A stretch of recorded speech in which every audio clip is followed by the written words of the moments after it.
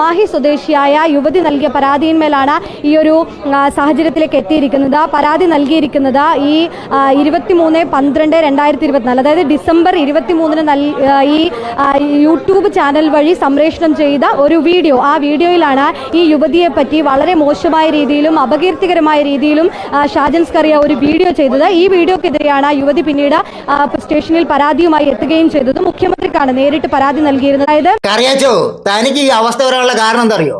തന്റെ കൂടെ കുറെ തലക്ക് ഓളമില്ലാത്ത സംഖ്യകൾ കൂടെ ഉണ്ടെന്നുള്ള ധൈര്യത്തില് എന്ത് നാരത്തരും തണ്ടിത്തരും കാട്ടാന്നുള്ള തന്റെ ഈ അഹംഭാവം ഉണ്ടല്ലോ, അതാണ് തന്നെ തുണിയില്ലാതെ ഈ പോലീസ് സ്റ്റേഷനിൽ കൊണ്ട് നിർത്തിയത്.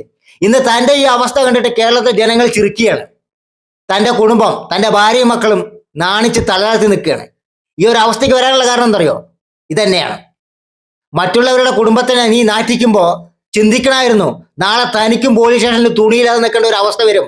അത് കണ്ടിട്ട് എൻ്റെ ഭാര്യയും മക്കളും തലതാഴ്ത്തി നിൽക്കേണ്ട ഒരു സാഹചര്യം വരുമെന്ന് താൻ ചിന്തിച്ചിരുന്നെങ്കിൽ തനിക്ക് ഈ ഒരു അവസ്ഥ വരില്ല. അതെങ്ങനെ താൻ ചിന്തിക്കും? തൻ്റെ തലയിൽ ചാണകമല്ലേ, ചാണകത്തിന്റെ കൂടെയല്ലേ തൻ്റെയൊക്കെ കൂട്ടുകെട്ടി. അപ്പൊ നിനക്കൊന്നും ചിന്ത വരില്ല.